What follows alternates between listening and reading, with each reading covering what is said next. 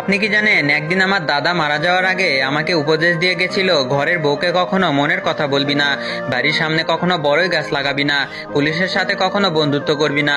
দাদা মারা যাওয়ার পর আমার মাথায় সারাক্ষণ একটাই চিন্তা, দাদা কেন এই কাজগুলো নিষেধ করে গেল। আমার মনে একটা সময় জেদ চেপে বসলো। আমি ভাবলাম এবার দাদার নিষেধ করা কাজগুলোই করব এবং দেখব কি ঘটে। যেই কথা সেই কাজ। আমি সর্বপ্রথম একজন পুলিশের সাথে গায়ে ঘেঁষে বন্ধুত্ব করলাম। মাঝে মাঝে সেই পুলিশ বন্ধুকে বাড়িতে নিয়ে এসে দাওয়াত খাওয়ানো শুরু করলাম। পাশাপাশি বাড়ির সদর দরজার সামনে একটি বড়ই গাছ লাগালাম। বাকি থাকলে বউয়ের কাছে মনের কথা বলা।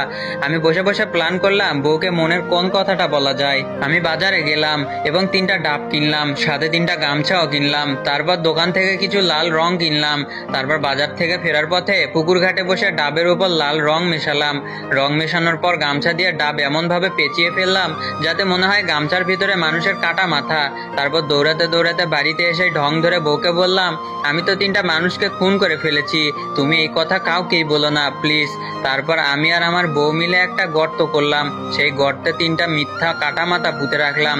তারপর অনেক দিন কেটে গেল, কোনো প্রকার সমস্যাই হলো না। আমি বসে বসে দাদার কথা ভাবছিলাম আর হাসছিলাম। শালা বুইরা, সবই তো করলাম, কিছুই তো হলো না। ধুরু বুইরা বেটা, সবকিছুই ঠিকঠাক যাচ্ছিল। ওই কাঠা মাথার ব্যাপারটা একসময় ভুলেই গেছিলাম। হঠাৎ একদিন বউয়ের সাথে প্রচুর ঝগড়া হলো। রেগে গিয়ে বউ বলল, তোর গোপন কথা ফাঁস করে দিব, ওয়েট। বউ তখন আমার পুলিশ বন্ধুকে ডাকলো। পুলিশ আসার পর আমার বউ সেই কাটা মাথার গর্তটা পুলিশকে দেখিয়ে দিল। গর্ত থেকে পুলিশ গামছা পেছানো 3টা মুন্ডু বের করলো। গামছা খুলে দেখা গেল 3টা ডাব। বউ তখন বলল, এখানে মানুষের মাথা ছিল। আমার স্বামী মাথা চেঞ্জ করে ডাব রাখছে, আমি সাক্ষী। পুলিশ সাথে সাথে বলল, অ্যারেস্ট হিম। আমি যখনই দৌড় দিতে যাব তখনই সদর দরজায় বড়ই গাছের কাটা পায়ে লেগে পড়ে গেলাম, আর পালাতেই পারলাম না। পুলিশ আমাকে ধরেই ফেললো। মারতে মারতে জিজ্ঞেস করলো, বল মুন্ডুগুলো কোথায় লুকিয়ে রাখছিস।